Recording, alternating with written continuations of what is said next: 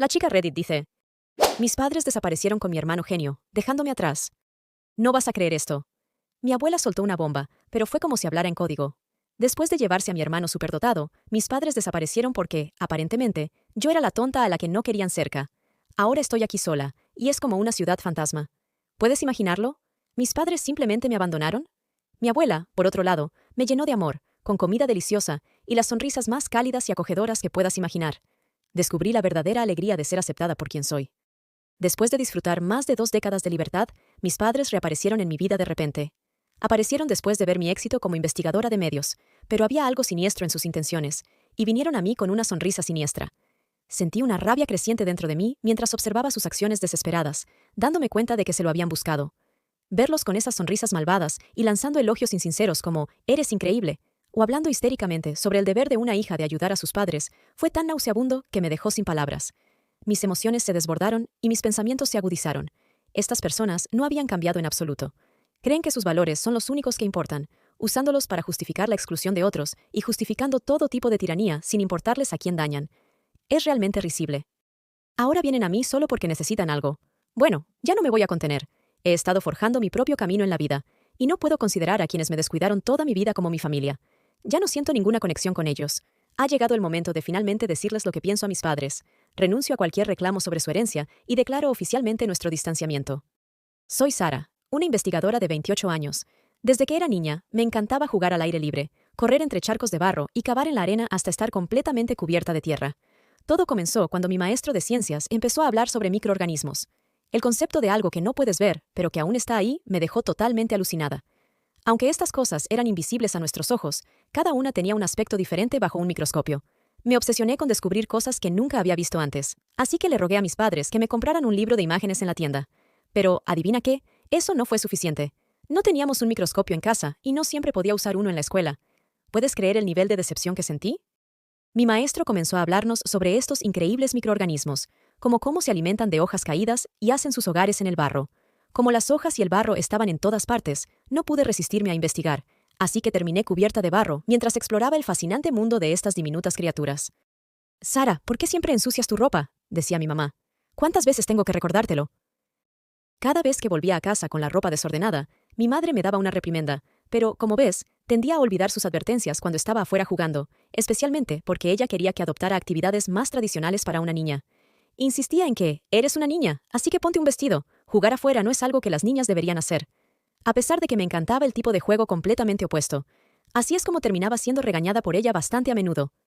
Mi hábito de concentrarme tanto en las cosas que olvidaba todo lo demás también causaba problemas en la escuela.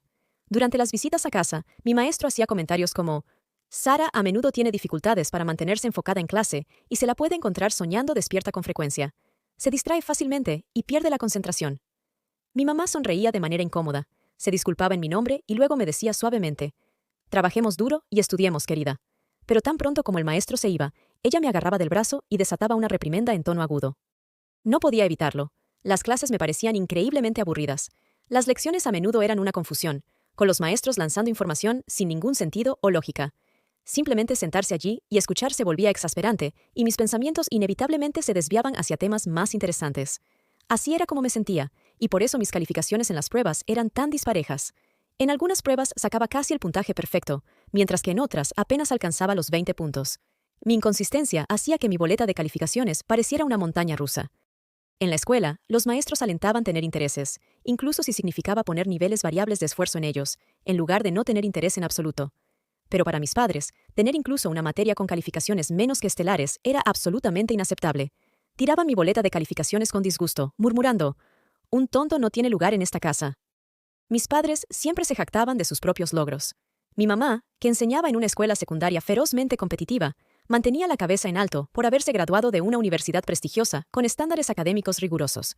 Ella creía firmemente que obtener calificaciones de primera categoría y entrar a una universidad prestigiosa eran las claves para una vida exitosa.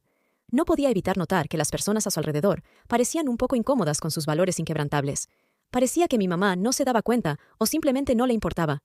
Incluso si alguien se atrevía a decirle algo, en el mundo de hoy, la reputación de la institución de la que te gradúas tiene una importancia inmensa.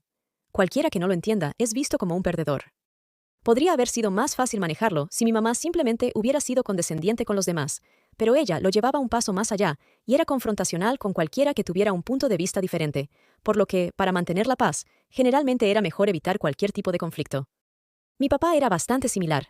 Se había graduado de la escuela de medicina y se convirtió en investigador médico, frecuentemente hablando sobre su trabajo en el hospital universitario y publicando artículos de investigación.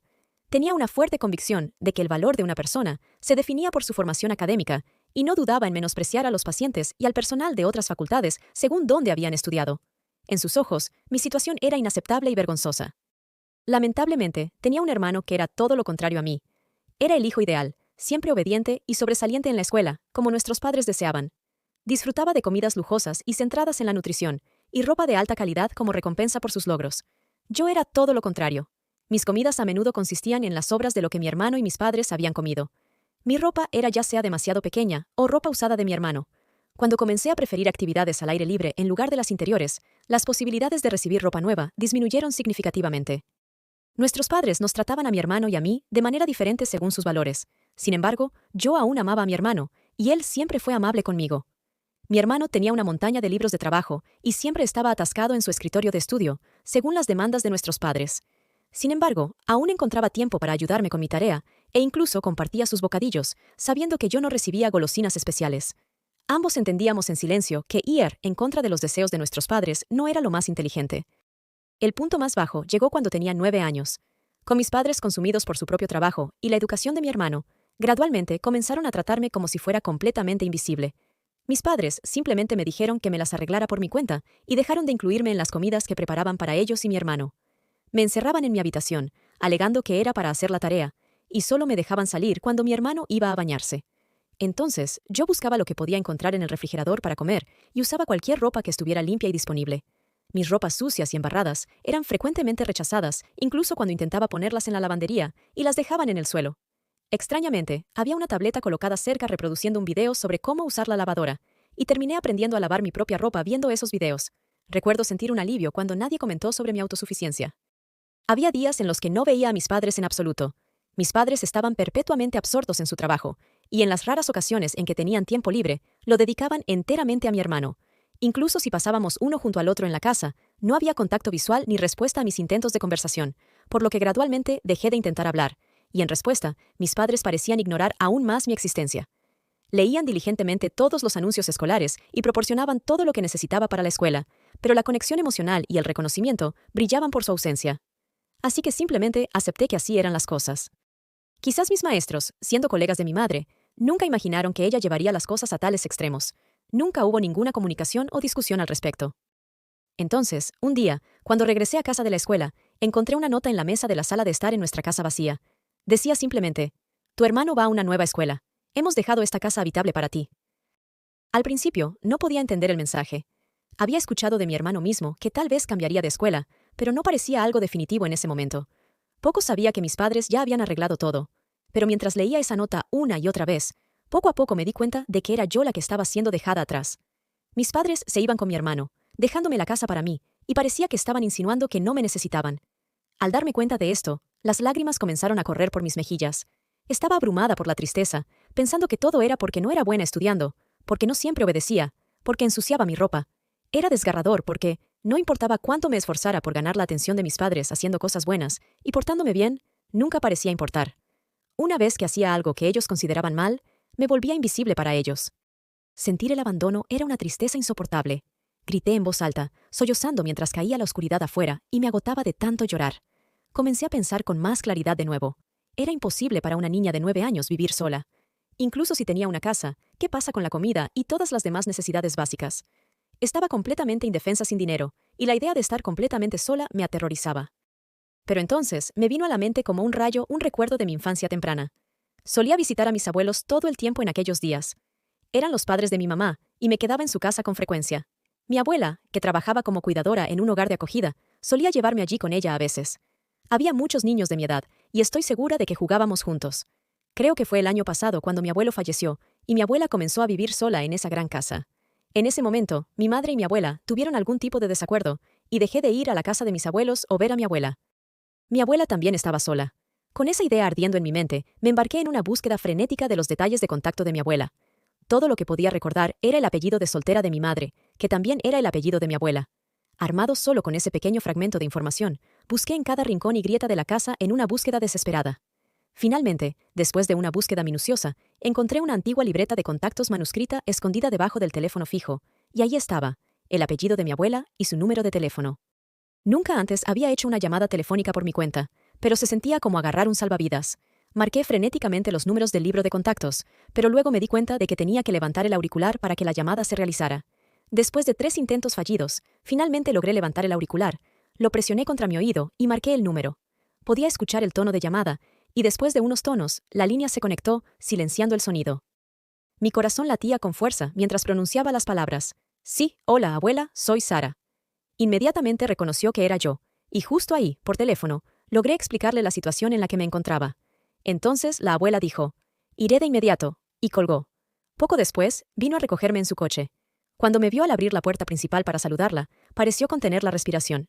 Debió de quedar impactada por mi apariencia desaliñada, pero yo estaba tan llena de alivio que no me importaba. Allí estaba, la amable abuela que recordaba, justo frente a mí. Estaba tan feliz que simplemente me lancé a sus brazos. Tu hermoso cabello y tu ropa, dijo la abuela mientras me abrazaba con fuerza, acariciando mi cabello. Su toque era tan suave, esas palabras de mi abuela me llenaron de un abrumador sentido de alivio. Vamos, agarra lo que necesites y vamos a mi casa, dijo dándome una palmadita reconfortante en la espalda. Estaba llevándome a vivir con ella. Mamá y papá, no van a regresar, ¿verdad? Dudé por un breve momento, sintiendo que dejar esta casa cortaría los últimos lazos con mi familia, a pesar de todas las lágrimas que había derramado al sentirme abandonada. Pero aún había una parte de mí que se aferraba a la esperanza. Soy solo una tonta a la que no querían, dije. Bueno, ¿no es eso algo bueno?, respondió la abuela. No entendía lo que quería decir con eso, y la miré. Ahora eres libre, Sara. Eres libre. ¿Qué quieres comer? Yo lo haré. ¿Qué quieres hacer? Libre, por supuesto. Tendremos algunas reglas básicas ya que viviremos juntas, solo para asegurarnos de que ninguna de las dos se sienta mal o tenga dificultades, ¿de acuerdo? Aparte de eso, eres libre. Haz muchas cosas que te gusten. Diviértete. Eso es lo que puedes hacer ahora, dijo.